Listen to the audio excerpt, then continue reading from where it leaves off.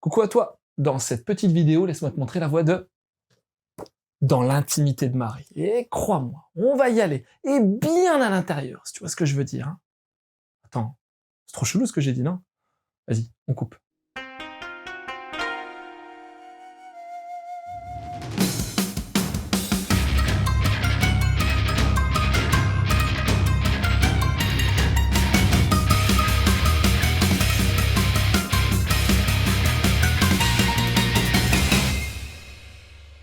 Dans l'intimité de Marie, c'est pas l'histoire de Marie. Enfin si, mais c'est aussi et surtout Komori Isao, le héros. Enfin, le zéro, devrais-je dire. C'est un hikikomori. Tu sais pas ce que c'est? Pour faire simple, c'est une sorte de geek qui passe son temps à se branler et à jouer aux jeux vidéo au lieu d'aller à l'université. Et ouais, on est tous un peu passés par là.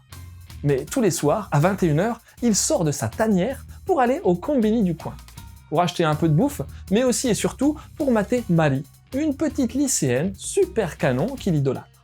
Il la kiffe tellement qu'il la suit dans les rues obscures de Tokyo. Mais ce soir-là, blackout total. Impossible de se rappeler ce qui a bien pu se passer. En tout cas, le réveil est brutal pour Komori, parce qu'en ouvrant les yeux, il se rend compte qu'il est dans le corps de sa dulcinée, Mari. Qu'est-ce que c'est que ce bordel? Alors, il va bien essayer de jouer le jeu, mais c'est sans compter sur... Oh, et puis allez, c'est tout pour aujourd'hui. Hein. Pour en savoir plus, il faudra que tu lises le manga.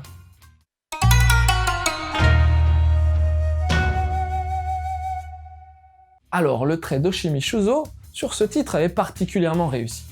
Oui, il est à la fois simple, assez classique au demeurant, mais dispose tout de même d'un petit je ne sais quoi de particulier qui le rend singulier. Ça vient certainement des nombreuses hachures, ça et là, qui forment par exemple des rougeurs sur les visages, retranscrivant plutôt bien les émotions. Bon, on s'en rend pas forcément compte sur ce premier volume, mais ce sera significatif sur le long de cette série.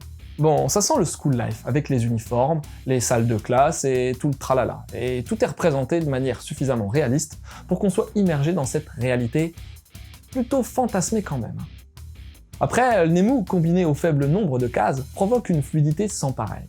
C'est peut-être même trop fluide, car un tome se lit en très peu de temps.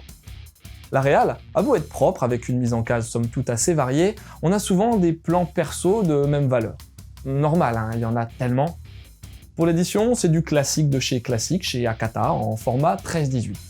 La cover, bien que simpliste, est sympa comme tout. J'ai trouvé la traduction bien adaptée, à 2 planches couleur au début, et une postface rigolote en fin de tome avec les intentions de l'auteur. Ah, je te préviens quand même, mais aujourd'hui, c'est plus trop facile de trouver les 9 volumes de la série, alors...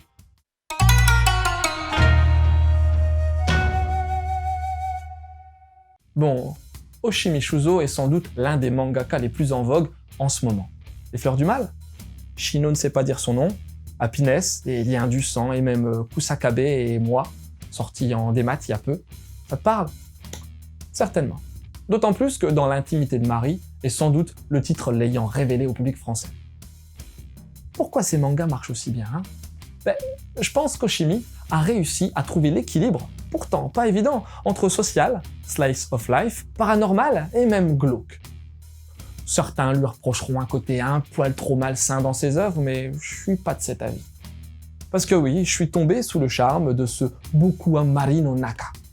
Ouais, le pitch de base a beau avoir l'air simple, un mec qui se retrouve dans le corps d'une nana et qui va essayer d'en sortir, il n'en demeure pas moins intéressant.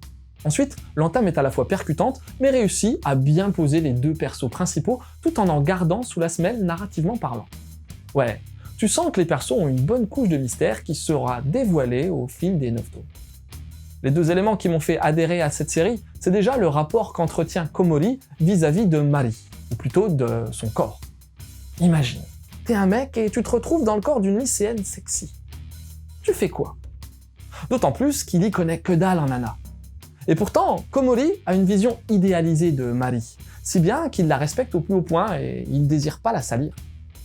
Mais tu t'en doutes, ce sera pas facile tous les jours. L'autre point ayant vraiment son importance, c'est le perso de Yori, une fille dans la même classe que Mari. Leur relation est très... ambiguë. C'est son rapprochement de Komori-Mari qui fixera le récit pour lui permettre de se développer. Et puis, ce que j'ai également fortement apprécié, c'est le questionnement provoqué par cette lecture. Ouais, tout au long des volumes, tu te dis Alors, c'est vraiment un changement de corps? C'est pas un truc plutôt psychologique? Parce que bon, ouais, sous ces airs de manga paranormal, c'est plus la découverte de soi qui prime. Qui est vraiment Mari? C'est quoi son passé? Pourquoi avait-elle fait une fixette sur Komori, l'Ikikomori?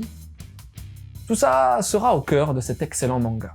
Les deux seuls points noirs que j'ai relevés seraient le fait d'avoir une lecture vraiment, mais alors vraiment trop rapide, et aussi un déroulement narratif un peu moins intéressant sur les 2-3 derniers tomes. Mais te trompe pas, Dans l'intimité de Mari est une valeur sûre du manga. Un titre à conseiller à tout le monde et qui ne laissera pas indifférent. À la Aoshi Mishozo, quoi. Et en conseil, direct, je me suis rappelé le changement de corps de Your Name. L'ambiance et les enjeux ne sont clairement pas les mêmes, mais vu que ce film est une pure réussite. Après, tu peux aussi lire d'autres mangas d'Oshimi, à commencer par Les Fleurs du Mal. Et pour plus d'infos, il y a Mangado. Un de nos premiers d'ailleurs. Et en conclusion, le profil de l'ikikomori pervers qui va rater sa vie m'a rappelé un manga que j'ai vraiment apprécié, même s'il n'est pas à mettre entre toutes les mains, c'est Le Vagabond de Tokyo. Tu y découvriras ce que peut être la vraie loose. Voilà, c'était Lou, j'espère que cette petite chronique t'aura donné envie de lire Dans l'intimité de Mari. Je te laisse et continue de suivre la voie du manga.